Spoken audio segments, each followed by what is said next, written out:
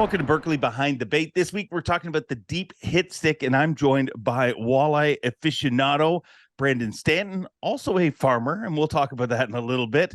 And from Berkley, once again, Dan Spengler. And Dan, we are talking about walleye fishing, and I'm not great when it comes to walleye. I mean, I like to eat them. Yeah, they're tasty. They are Everybody's tasty. favorite white meat. It sure is. It sure is. But talk to me about this bait and how this bait came to be. Well, it's a big story. So I'm first and foremost, before we get in the deep hit stick, there was a shallow hit stick, right? It's right here.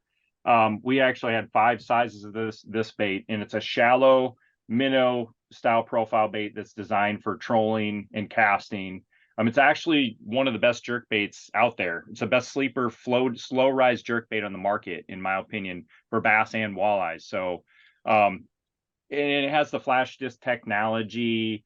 But one of the key features of this that makes it so good is the roll of the bait. So we built in a side flash, and we know that fish, based on the side flash or side roll of a crankbait, that's a reactive mechanism. We've done that. We've broken that code with how we study crankbaits at Berkley. But you see the contrast on off. That is what allows that extra flash and the noticeability of the bait to a predator fish. They respond to that. So in the hit stick series, whether it's the shallow or the deep model I'll talk about, it's all about the flash and the vibration of the bait. So you look at this bait again, it's got a shallow lip profile right there. So that's the shallow, and this is a size 13. Phenomenal fish catching bait.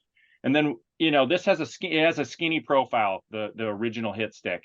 But for the deep hit stick, this, we were thinking big fish bait. We have flicker minnows today, right? That's kind of our minnow bait that's been around since like 2015, 2014.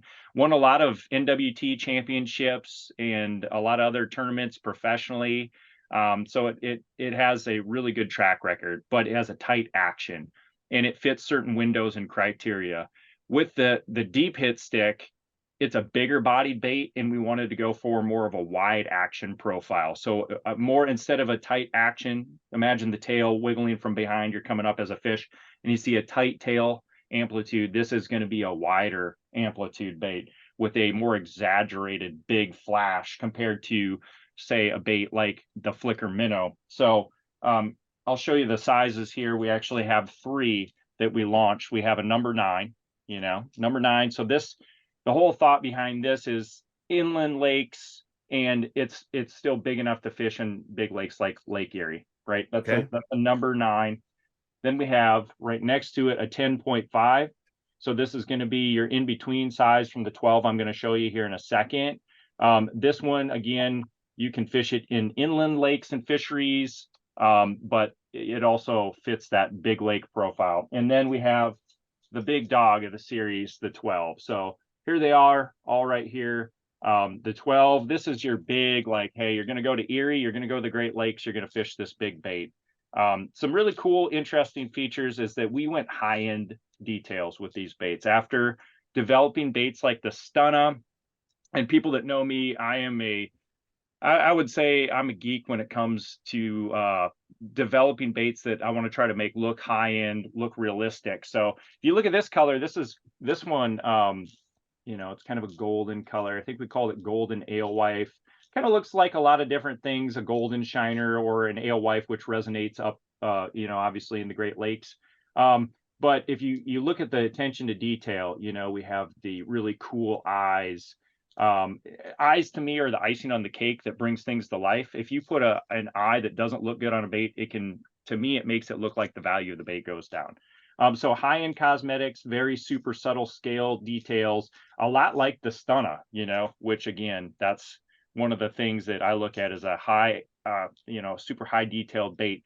But that's just the cover of the bait. The whole story is the action of this bait. And so when we started developing these baits with Gary Parsons and Keith Cavias and the shallow hit stick, and then we developed these baits with those guys again with the deep hit stick, it's all about the action in the fish catch rate. So we developed the bait. It's got the flash disc technology, And this is super important to break the balsa code in this bait. So this has that better than balsa action, but it's got the tracking stability. So a lot of crankbaits that you troll for walleyes, you hit certain speeds, they start to blow out or they're really difficult to tune.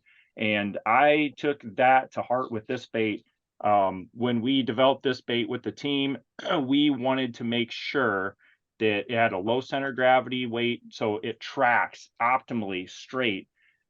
Even at the fastest speeds, like we're just trolling around, kind of just messing around. You can get this thing to like 7 miles per hour, and it keeps a straight tracking, which is, you're not gonna be trolling it like that. I mean, the rod was bent over like you had a fish, but that was to really try to make sure that this thing was legit in the tracking. So again, super light body frame, low center of gravity disc weights, really big bill, so it gets down the diving depth we need. And all the actions were dictated by the bill angle, the bill shape, the size of the bill, and the pull point. I've said that time and time again. It's all a code that you have to crack with relationships and that. And we took these baits. This one, 41 different prototypes to get the action, the dive depth, and the tracking that we needed for this one to be successful. Over throughout the baits in the lineup, these 3 baits we launched, 87 prototypes to get 3 baits on the shelf. 20 versions on this number 9. And then this one, I think we had like 15 or so. We actually had this as an 11 first, and it wasn't working, so we went to a 10.5. So again, really interesting getting the side roll and flash. That's kind of the cornerstone. Hear that rattle? I don't know if you can hear it, but really, really loud knocking rattle. And this bait, you control it at the slowest speeds, and it has action. So down to 1 mile per hour or super fast, and those balls, the way we designed and constructed the bait, they'll just knock, knock, knock. And that's really what we found with walleyes anyway, that knocking with the presence of this wide action bait, where it's got the, a wider yaw. We call that yaw. The way the bait's swimming, and you see a bait swimming towards you, we call that yaw. So that's kind of what we were looking at in hitting certain depth thresholds with this bait. Like every one of these baits had to hit a certain depth. And it's, for me and for the anglers that developed this bait, it was about trolling depths, number 1. So we ran a lot of different prototypes. I'm just going to show you a couple quick, and then we'll let Brandon talk, because I'm sure he's got a lot of cool stuff to say. But weird stuff, like look at this. Who puts a coffin lip on a diving bait like this? Nobody. And we just tried some weird stuff. We tried different flash discs down the bottom. You see kind of a racetrack shaped one. We tried a lot of different things with this bait. You can kind of see the compartments in there that we changed. And we tried a lot of different things. And here you can see where we started modifying it. Here we went to kind of more of a rounded lip. And in the end, we ended up with kind of our flicker lip, but with more of a rounded front end. So it's got the kind of the carved flattened sides that are proven in flicker to amplify your side roll and your side flash. And we put all these things in this bait, and it took a lot of prototypes, but in the end, we put it out in the field and let the fish tell us the story. Do they like it? If not, goes back to the drawing board, and they were outperforming pretty much anything out there for leaders in the field for the competition, like 3-1. So pretty happy with this bait. I think that it builds upon the success of flicker, but in the hit stick line. And I think it's going to transcend, and it's going to be a really great bait in walleye fishing. I'm super excited about it. So Brandon, I know you're probably ready to talk about this bait and your success with it. So let's hear what your stories are.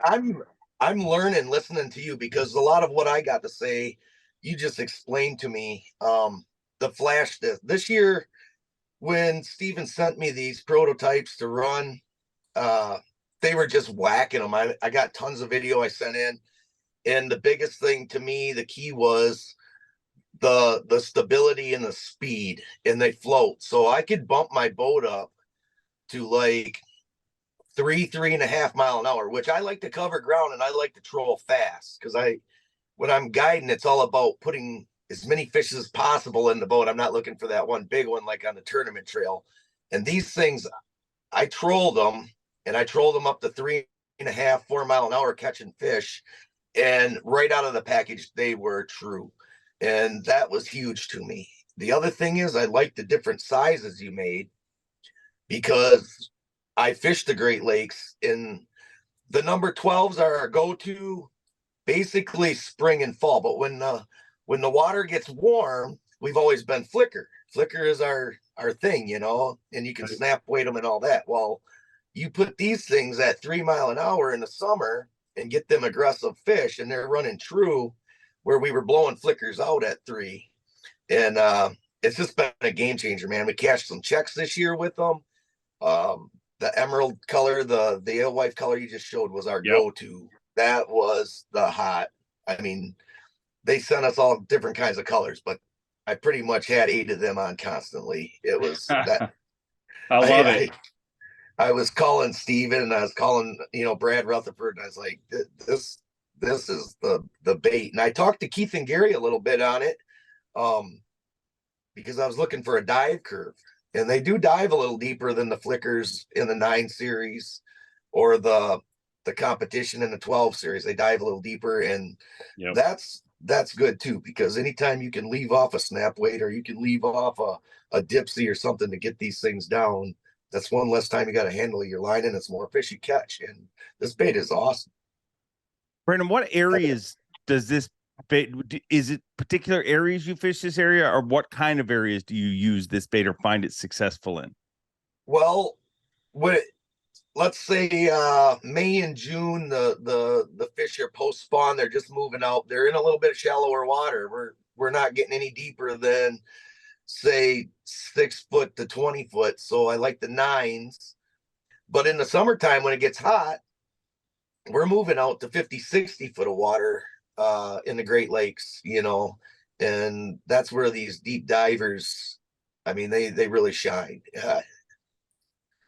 Like I said, I'm learning, listening to Dan, because a lot of the stuff I had to say, he already said, and I was going to bring that up and kind of hope he'd explain it to me too. But it's a good bait, man. What's one of the best stories that you have, like fishing stories for numbers or fish, or where you realized this was a really good bait? There was quite a few times this year. I had buddies out on the boat, just buddies fishing, and they put on their favorite bait. Everybody's got their favorite bait. And I said, all right, you run your side of the boat, I run my side of the boat. And I got a lot of we do a lot of TikTok now, a little less Facebook in, but a lot of TikTok and a lot of Instagram. And we would do these lives and let people see actually what we had going on. And the deep hit stick, just, it was one after another. You know, it was crazy. I had 2-3 people running my side of the boat, and he's waiting on a bite on his side, and we were doing everything the same. And I don't know how to explain it because I didn't know the scientifics of the bait, but I think it has a lot to do with the action that we've done, like over 25 years of researching actions and baits. I feel like we've really dialed in the walleye aspect, from flicker shads, flicker minnows in the shallow hit stick, and now the deep hit stick. We've really been able to own that, but it has to do with how we've studied the actions of baits. And just think about it, 87 prototypes to put 3 baits on the shelf, 41 in the big size. That's what we do. I mean, we don't just build a bait and then we say it's good because it swims and looks like a bait that would fit that criteria or what you're searching for in that style of bait. We got to build the right action in it, and it's hard. Like it's hard to get these and try different weird things like the bill shapes. And you know, I thought with this goofy bill, the coffin one, you know, it got deeper than the one that we launched, but the action wasn't as good. So, you know, we didn't do that. So it has to do with the action, the roll, the combination of that with the tail amplitude or tail swing, the profile of the bait, and then the flash disc technology and the tracking of the bait. Whoa. It's all these things together kind of rolled into one. And I feel like we're at the top of our game with this bait.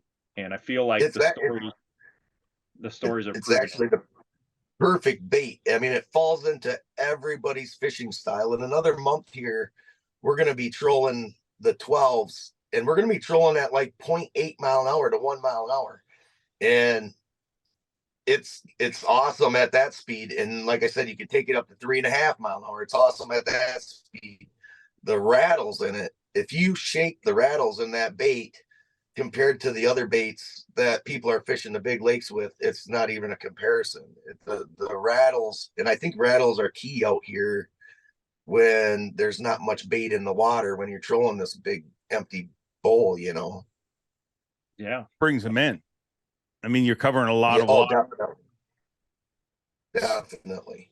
So Brandon, are you a full-time farmer that fishes sometimes, or a full-time angler that gets distracted and stuck in a tractor sometimes? I'm a full-time angler that gets stuck in a tractor. It just works out perfect. And after July, we're waiting on tourism up in our area, and this just, they take care of me where I'll guide on Sundays, but the rest of the week I'll be in a tractor or the truck or combine or something. Now, I got to be honest, Dan, me and Brandon talked before we went live here, and he told me what he's doing today. What are you doing in the tractor today? I'm hauling liquid manure. So he took a little time away from shooting the manure to shoot the manure about walleye fishing with us. And I would say the deep hit stick is a hit. And I thank you both for your time today. This has been Berkley Behind the Bait.